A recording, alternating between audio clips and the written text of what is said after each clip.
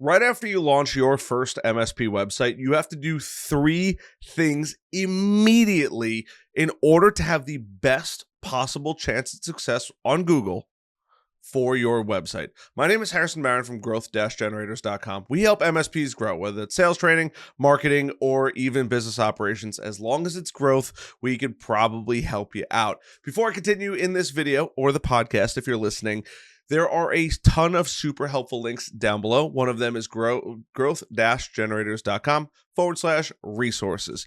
You can go there, check out all the resources. We're constantly adding new stuff, tips, tricks, and even some downloadables that you can go grab. So let's talk about today's video. Now, if you're just launching your MSP website, this is the perfect time to watch this video. And if you have already launched it, you still want to make sure, even if you had another company build it, it's better to be safe than sorry. You still want to go through and check on these, because if you don't have them, you could just be missing out on free traffic, free visitors, and free data that you can then do something with. And we're going to be talking, and they're all Google products. I don't care if you like Google or you don't like Google and you like your special browsers.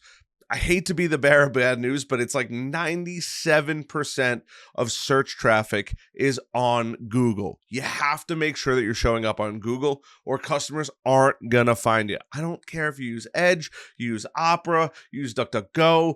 It doesn't matter. It has to look good on Google because that's where everyone exists. That's you just tell people to Google things. And because that's where all the traffic is and all of your potential customers, you're really going to want to follow through on all of these. So the first one I'm going to share out my screen at is called Google Search Console. Now, if you're listening, it is search.google.com/search-console/about. Super long. I'll put it in the video description so you guys could go there and get it. Now, Google Search Console, it's pretty easy to set up. And you can just type in Google Search Console. What's going to happen is there's going to be a bunch of information. It's going to tell you about what Google Search Console is. You're going to hit Start Now. You're going to punch in your information or create a Google account if you don't have one. And what's going to happen is you're going to set it up. You're going to add your domain. It's going to ask you to do a couple things. It's super, super simple. I'll probably drop that video in a few weeks on how to do all these step by step. And by the way, if you want to make sure you see that video, hit that like button, that subscribe button, and that notification bell. Now, what Google's going to give you out of this after you set it up is the organic information. So what I mean by that is you're going to have your website out there.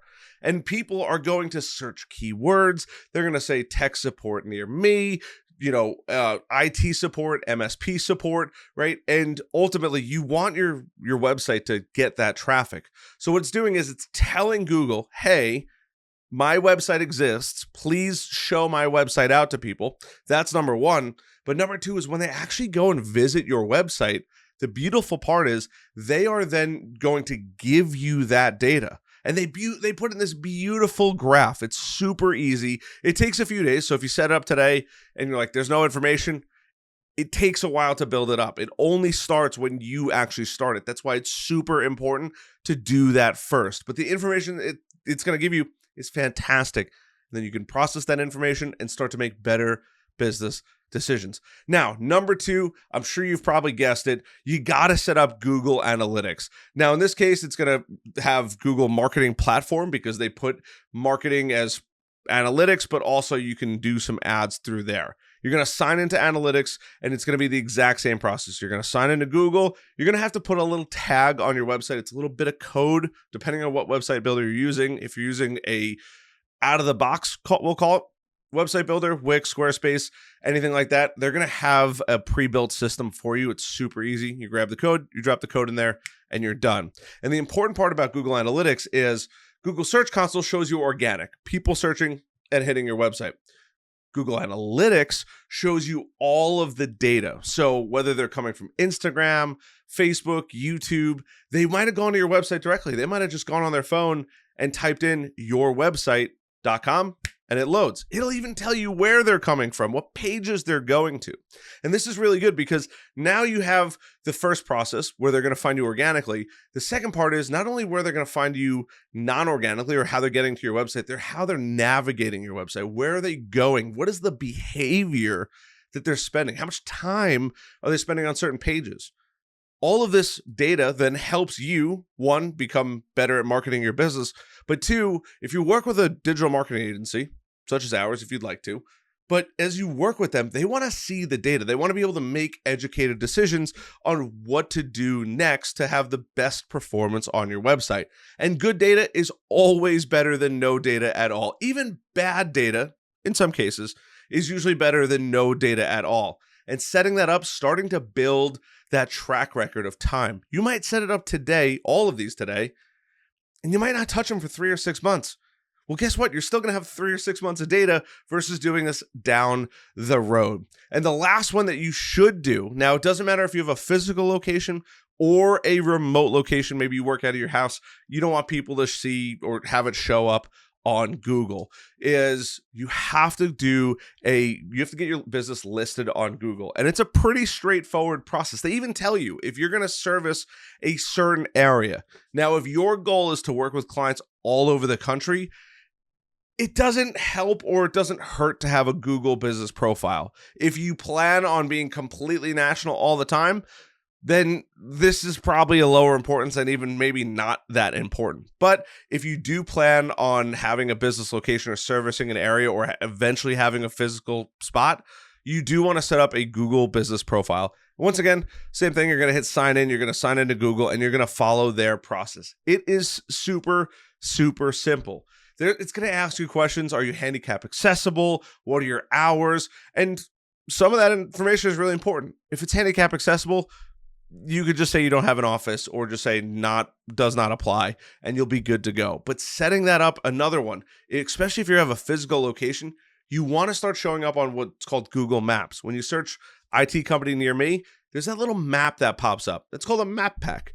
In that map pack is where your business now has a chance to come up. Little bonus tip, if you've made it this far into the video, it also helps to have more reviews. More reviews increases the visibility. It's kind of like a hush-hush secret. But if you could go out and set that up, now people in your area could start searching your business, especially if you're joining the local Chamber of Commerce, if you're joining a local BNI, LATIP, some kind of networking group. It's going to allow people to look at your business card, which I just got a new one here the other day, look at your business card and say, oh, you know what? I know who this person is. Or they can now search your name. Maybe they get it a little wrong. Or they say, hey, you know what? What is a VCIO? VCIO, right? Near me. Hey, maybe that comes up. Or what is a VCIO? And then you put that term on your website. It's just going to help you connect or VCIO services on your business profile. Now Google's going to start to try to think, hey, how do I connect this person to this searcher? And now that you have that information and they're searching it, they then begin to make that link. And all of these are just going to help you build a website. Is it going to take you a little bit of time? Yes. Am I going to lie to you about that? Absolutely not. But it shouldn't take you more than maybe a better part of an hour if you get messed up a couple times.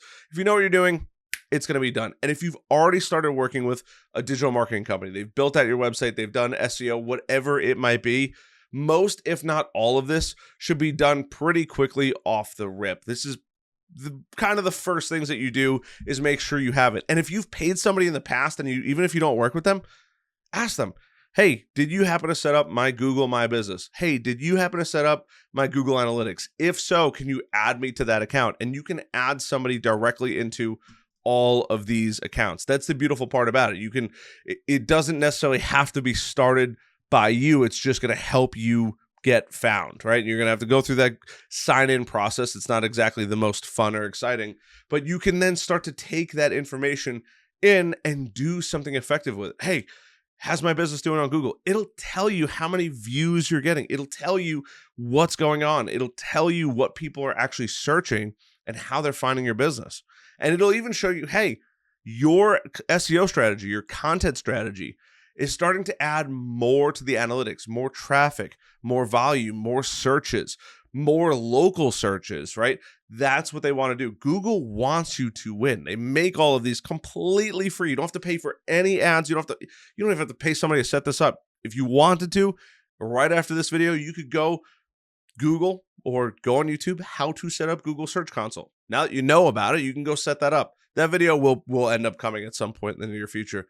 But that's the best part. You can go build that, you can make that, and then you can start to have easy wins. And 3-6 months, even maybe a year or two down the road, you're still building up all of that beautiful data to then make better business decisions. So hope you guys found some value in this video. If you did, hit that like button, hit that subscribe button, notification bell. If you learned something, leave that down below. And if you think that there's another thing that you should do right off the rip, as soon as you build your website, please let me know. I'd love to either add it to this video or make another video about it. Love the heck out of you guys as always, and I'll see you guys on the next one.